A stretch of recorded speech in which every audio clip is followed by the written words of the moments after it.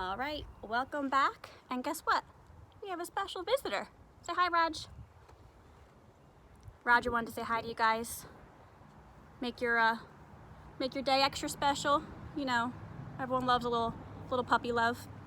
All right, so Miss Reichert read the last chapter, chapter 6, and we found out that Rump can spin gold, and Frederick and Bruno saw it. So let's get into chapter 7 and see what happens. This chapter is called Gold Means Food. You ready, Raj? Oh, he's ready. All right.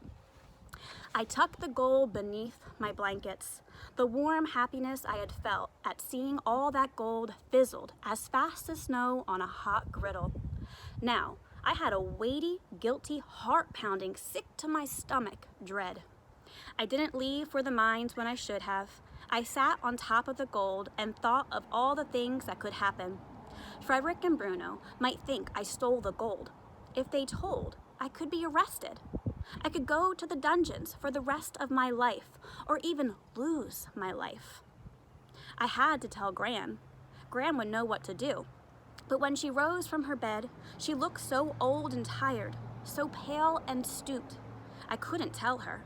Any more weight on those shoulders, and Gran would crumble to the ground.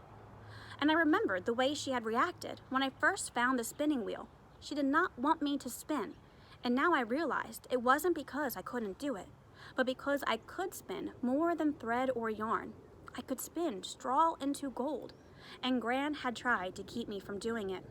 What kind of magic was this? No, I could not tell Gran, but I needed to tell someone because I felt heavy with worry, and I wouldn't know whether my worry was real or not until I said it out loud to someone. The only person I could think to tell was Red. When Gran wasn't looking, I removed the bobbin from the spinning wheel, wrapped it in a rag, and tied it to my waist. And you see the little mark here? It's a little needle and thread. We talked before about when you see something like that, it's showing that there's a change in the setting. So, I didn't see Frederick or Bruno in the mines. Any other day, this would have made me happy, but today it made me anxious. The pixies swarmed around more than ever. When I threw dirt over my head, they'd fly away for a minute or two, but they always came back. So I just let them crawl all over me, their tiny chant ringing in my ears. Gold, gold, gold. Wow. Look at him. Look at the pixies, said a little girl working closest to me along the sluice. You must be finding hordes of gold. I didn't find a speck. When the sun was low, I waited for Red to come out of the tunnels. She had dirt smeared all over her face and looked cross. She walked right past me, but I still followed her. What do you want? She asked. I want to show you something. Show me then. I looked around, weary. And I need to tell you something. She walked even faster. So tell me something. It has to be somewhere where no one will see or hear.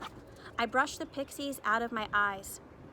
And where a few pixies are as possible. Red scowled at me and kept walking. But after a while, she stopped and turned back. Hurry up, I'm hungry.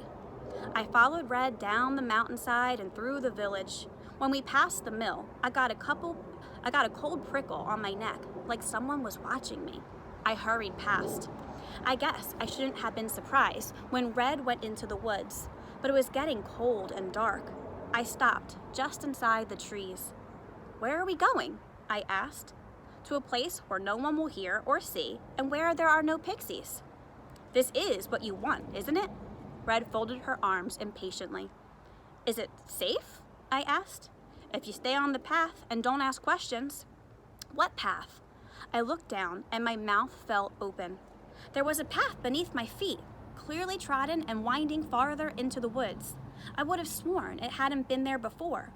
I had never seen it. How? I started, but Red cut me off. I said, don't ask questions. I closed my mouth and followed. Red led us deep into the woods, much deeper than I'd usually go. She didn't seem afraid, though. In fact, she seemed more comfortable here than she was in the village. She touched the trees as if they were friends. A bird fluttered down to a low branch and chirped as though he were saying something to Red. And I had the feeling she understood the bird. even though she pretended not to notice. "Do you come here often?" I asked. Red glared at me. Sorry. I wasn't supposed to ask questions, but questions were all that rose to my mind. The path curved and twisted. Where was she taking me, and how much farther was it? I bit my tongue to keep in the questions. Then I started to hear something, a low hum. It got louder as we walked. Suddenly, we rounded a corner and came upon a giant fallen tree. The tree was swarming with bees. I froze. I saw Red's thinking, of course. Bees and pixies don't like each other, so where you find a swarm of one, you probably won't find the other. But bee stings didn't sound much better than pixie bites. I stayed far back. Red walked right to the edge of the swarm. Slowly, like a creeping cat, she moved through the buzzing wall of bees, reached her hand down the log, and pulled out a chunk of honeycomb, dripping with golden honey. She moved back just as slowly. Bees crawled all over her head and arms and even her face, but she didn't flinch. And soon they all flew away, back to their honey log. She broke the honeycomb in half and gave me a piece. "Gold you can eat," she said, and we licked the sticky mess. "You could trade this for grain," I said. "Probably lots." "Wouldn't want to," said Red. "Why?" She could get a whole sack of grain for just the one chunk of honeycomb. "Because some things people like to keep to themselves. This has always been my tree, and I don't want anyone else to know about it. If you tell, I'll punch your teeth out." It made me feel really special that she would share it with me. "And don't think you can come here without me either." "I won't." "Promise?" "Promise." Even if I dared to walk this far into the woods alone, I wouldn't be able to get the honeycomb like she did, not without getting stung 1,000 times. We sucked all the honey off and chewed the waxy comb. Then we licked our fingers. It was so sweet, I almost forgot why we had come here until Red pointed at the bundle tied to my waist and asked, "What did you want to show me?"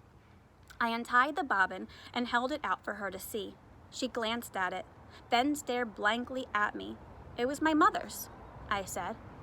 Red raised her eyebrows, suddenly interested. "She was a spinner, from yonder." I looked at her, confused. "Yonder?" Gran never told me my mother was from yonder, and she didn't tell me about the spinning wheel until I found it. It made me mad that Red knew these things and I didn't. "How did you know that? How did you know she was a spinner?" "Some people know," she said, not looking at me, and I could tell she was hiding something. "What people?" "Some people," she said, and her nostrils flared.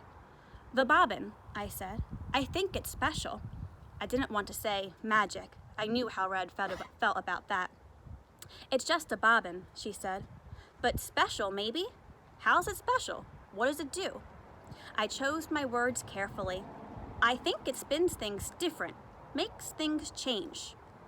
"Bobbins don't spin. They just catch whatever you're spinning."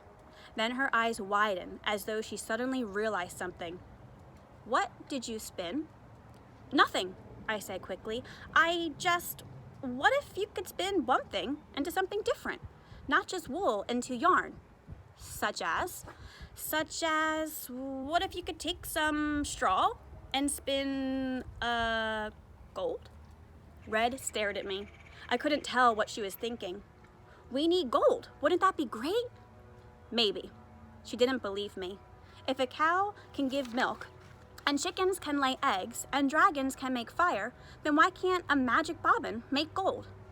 "Because this bobbin isn't magic," she said, "but you might be." "Me? Magic? No, I'm not." Using magic was one thing. Being magic sounded like a mountain of disaster. If anything changes to gold when you spin, it's coming from inside of you, not the bobbin. "How do you know?" "I'm just guessing." "Well, maybe you're guessing wrong." Red sighed. "It doesn't really matter where the magic is coming from. What matters is that it's magic, and magic makes trouble.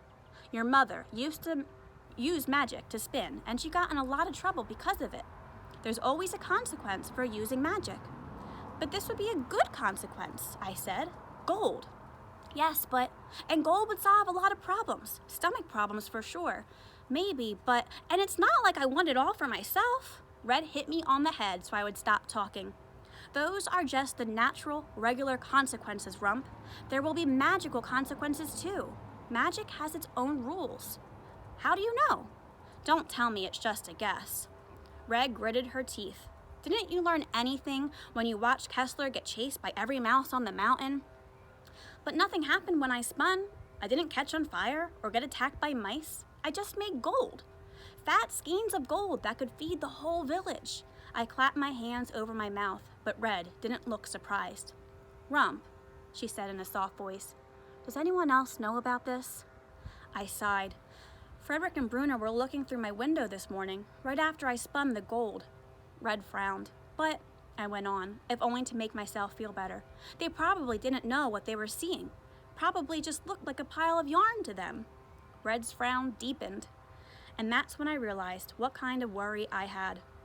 The worry went from my head and sunk down to my chest and settled to a sickness in my stomach. Frederick and Bruno might be complete idiots, but any village idiot knows gold when they see it. The next rations day, the line at the mill was very long. Everyone was eager to stock up before winter came, and it was almost here. The air was biting now. There was almost frost in the mornings. The pixies were more subdued, and they began building nests for their winter sleep. Now we were just waiting for the snow. When it was my turn, the miller gave me a sack of meal, bigger than usual. I looked at him, surprised. No one else got this much meal. Gold means food, the miller said gleefully. I looked at him, confused. I had only found a few pebbles of gold in the last week, and the miller wasn't kind or generous. I opened the sack just outside the cottage, and a thick, dusty powder billowed out. I choked and coughed as the dust went into my lungs.